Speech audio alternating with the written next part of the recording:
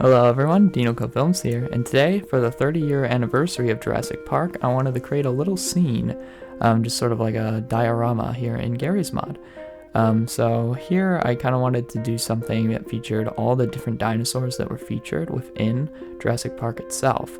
Here I'm setting up the Brachiosaurus and the gate. I will say most of these models are ported from Jurassic World Evolution, or made by Brian Phillips or Lukey the Wesley. I hope I'm saying that right. You can find all of them on the Steam Workshop. Here's Brian Phillips' Tyrannosaurus Rex from the NPC mod. I really like the edits that he made to the model. Excuse me. And I think it really makes the dinosaur look really, really nice and accurate to the film. I will also say a lot of these models are pretty shiny for some reason, and I'm not exactly sure what's going on there. I think it's the matte specular lighting. I tried to turn it off and it made them look a little better. Most of these props that you see here, like the vehicle, the Ford Explorer, and the gates are ported from Jurassic Park the game by Telltale Games, if I'm not mistaken. So I think it's a very nice addition for the setup for the diorama, and it's nice to see them in Gary's mod. The Triceratops is definitely a lot larger than I thought it would be, which is fine, but I was not expecting it to be this big. Here I am setting up the camera and grabbing the Jeep. I wanted to make the Jeep and the Ford Explorer sort of like the versions or variants they are in their most notorious scene. The Ford Explorer is 04, which if I'm not mistaken is the one that's destroyed by the Tyrannosaurus Rex. And the Jeep is Jeep 12, featured in the Dilophosaurus scene. Here I am setting up said Dilophosaurus. As you can see, it's a little difficult, to say the least. The model's a little flimsy-flamsy, and definitely has a lot of bones going on, so it's very difficult to use the physics gun. But I'm used to using the physics gun, so I kind of wanted to make sure I get back into the flow of things, because it's been a while since I've done a scene recreation. Here's a dinosaur skull. I forgot the exact mod. You're just trying to kill me. That it came from, but I will link all the mods for all the models in the description below, so no need to worry about that. This Parasaurolophus is pretty nice. Well, it's very difficult to pose, but it's based on the Jurassic Park colors, seen some of the concept art, and very, very briefly in the original film. The model was a pain to set up, so I eventually put it into its original standing default pose, its T-pose if you will, and do some slight alterations to it, because I think the pose that it's originally in is really, really good. And it was just very difficult to actually pose it. Of course, most of these dinosaurs are not per se accurate, and have their fair share of inaccuracies, but this is Jurassic Park we're talking about here, so I wanted them to be the Jurassic Park dinosaurs. Here's the Raptor cage from Jurassic Park, from the Jurassic Park Telltale game, which I will be using to put the raptors on and in. Of course, we have to throw in that Barbasol can, very iconic to the Dilophosaurus scene, so I had to put it there. Here I am grabbing Brian Phillips' edited Jurassic World Evolution Raptor. I really, really, really love the Raptor, and the edits that they made to it. One of my favorite dinosaurs in the film, even though they're very, very much just like slasher villains and not really acting like true animals. You can argue that they are hungry, but you know, they do a lot of intimidation sort of behaviors that a human that might have a few problems in their membrane would do, but nonetheless, I think it makes for a very effective scene, and captivates sort of how scenes, I should say, captivate how intelligent the Velociraptors are. So here I'm posting one on top of the cage. This one was pretty difficult to do, because the cage eventually moves, because I actually bumped the heck out of it. Quite the shame. And there's no Jurassic Park modeled Gallimimus, so I just had to kind of take a Jurassic World, I guess it would be considered Fallen Kingdom, Gallimimus model, and sort of throw it in there.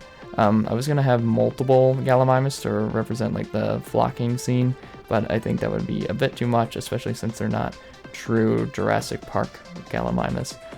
I wanted to put an additional, make sure that there was all 3 of the raptors that we see in the film. This one I wanted to pose inside of the cage, sort of a nod to the scene where the big one's sort of loaded in. And I was going to put in a second Dilophosaurus, but I decided not to because we only see one in the actual film. But with all the dinosaurs set up, I wanted to add some vegetation. And here I am trying to fix up the camera. And then my OCD getting to me and realizing that there's some broken bones in our Brachiosaur here.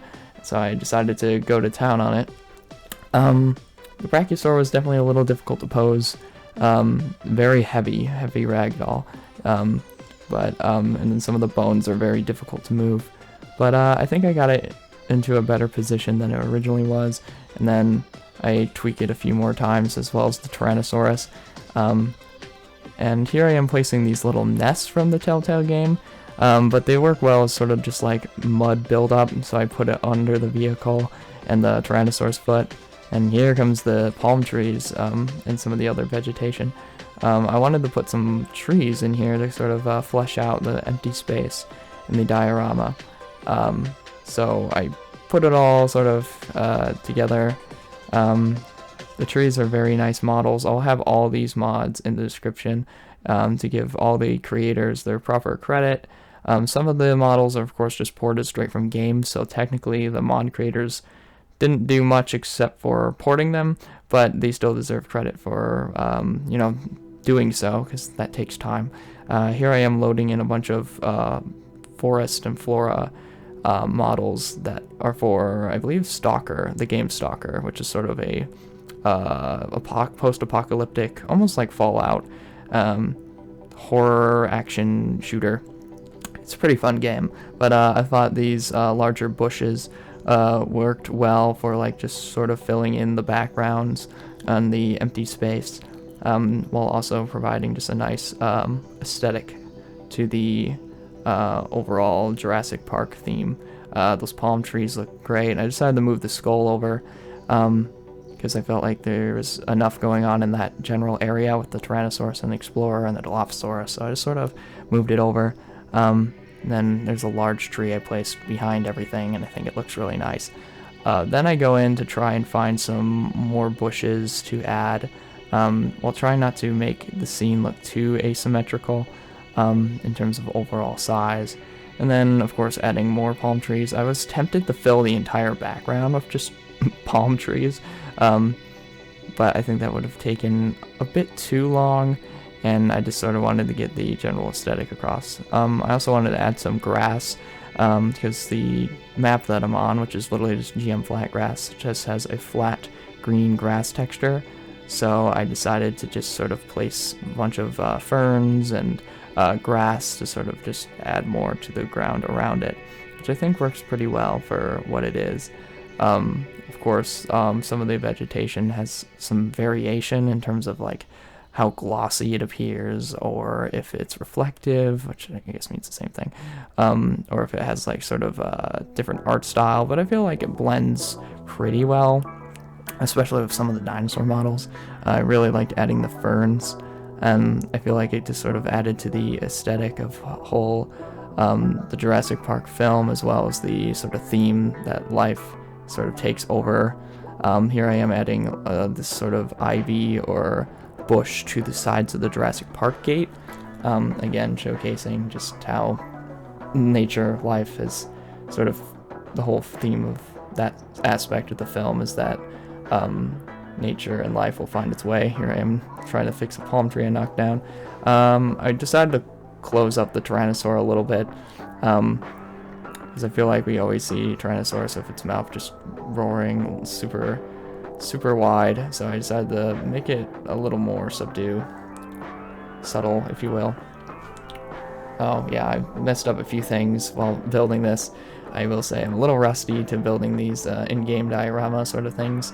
But then, yeah, that was the main sort of build, and here I am contemplating whether I should add anything else, because I feel like it works pretty well. I wanted to change something with the Skybox, because the sky is very blue, and in most of Jurassic Park, you don't really see the daylight sky. I want to say you would see sort of sunsets and sunrises, as well as sort of the stormy weather that was actually going on around the production of the film where it was shot. A lot of the sets were actually damaged by the storm. I forgot the name of it, but it was a huge hurricane.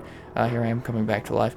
So I decided, I don't know what I was doing here. I think I was trying to find like some buildings, but I decided to just add grass, more grass, because you can't go wrong with more grass, I guess. But a lot of effects going on all over the place, and I wanted to make sure there wasn't too much empty space. I was tempted to add this Dreadnoughtus skeleton as sort of a nod to the Alamosaurus skeleton seen in the film, but it was way too large and glitchy. And here are the Skybox editors. I was trying to find one that sort of fit sort of Jurassic Park. Most of them didn't. These are all from like Half-Life 2, Team Fortress 2, Portal 2, Portal 1, Half-Life, Source, among other things. I found this one, which I feel like has sort of a little bit of the sunset. Kind of reminds me of the Brachiosaurus feeding scene from the film. So I decided to go with that, and then I decided to mess around with the lighting of the actual map to see if I can get them a little darker, because I wanted to add spotlights to the dinosaurs, sort of give them a different sort of aesthetic, and show, you know, the subjects under a different lighting, so that they all pop a little bit more while the vegetation sort of just fills up the background, rather than everything sort of being all flat together, if that makes any sense. Of course, the game, Garry's Mod, has quite a bit of limitations, to say the least, running on the source engine, so I had to make do with what was possible. Here I am adding some lamps, which I moved back eventually because they were a little too bright, and I still wanted the subjects to be visible. And then altogether I removed some of these lamps because some of the dinosaurs became a little too bright for my liking. Here I am trying to add some lighting for the Velociraptors without, you know, being too distracting. Here I'm realizing that some of the lights are way too bright, so I sort of go to town, sort of trying to correct them. As you can see, some of the models are definitely a lot more glossy than others. The Tyrannosaurus looks great, while the others sort of look like they've been drenched in rainwater. Which I guess sort of matches with Jurassic Park, except the Tyrannosaurus should be the one drenched in the rainwater, as the iconic scene goes. But no, I also wanted to correct some of the Skybox things. I figured out that you can actually turn the Skybox by increasing its spin speed, so I mess around with that for a little while to try and line up things.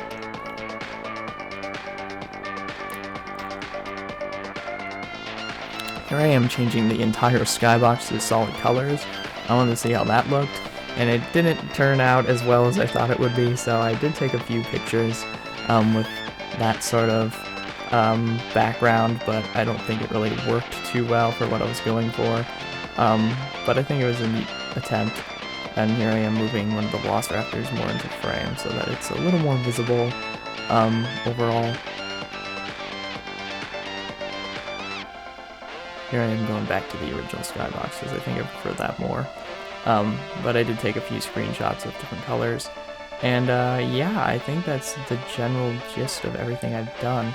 Again, all the models will be in the description. Here are some of the final shots of the dinosaurs. I took a few shots of the whole diorama, as well as up close and personal with some of the dinosaurs. So if you want to see more sort of diorama creations, scenery creations, or anything else along those lines in Garry's Mod, then please leave a like, comment, and subscribe, and I'll see you all in the next video. Goodbye.